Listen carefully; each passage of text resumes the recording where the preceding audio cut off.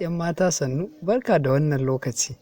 Sai dai na yi mamakin ganin kyakkyawa kamar ki haka a irin wannan daji kina yin talle. Anya ko ba saba nan ba aka yi ba? Oyo Allah, irin wannan kyau haka kamar huri ne.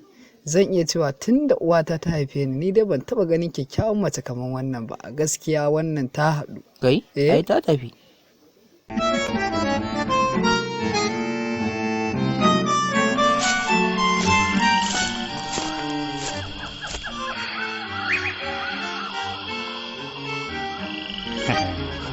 Ina wannan ba duk inda ta je sai na je. Ni na tunanin ma fa watakila kamar irin fulani nan ne da suke nan.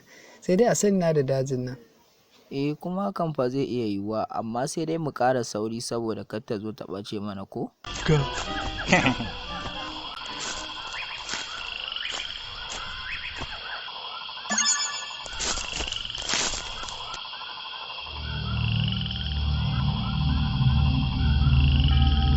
Ai?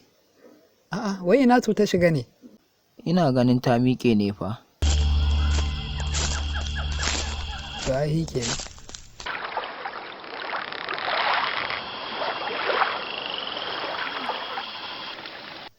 Kai.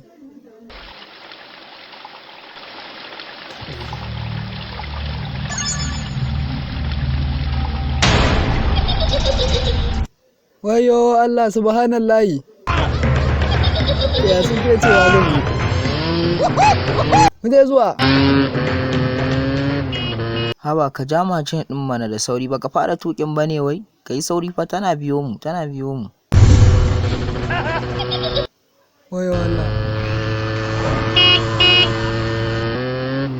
Dalla Tana ma malam ka tafiya ko ƙara babur gudu, za ɗin ta nan? kama ni fa.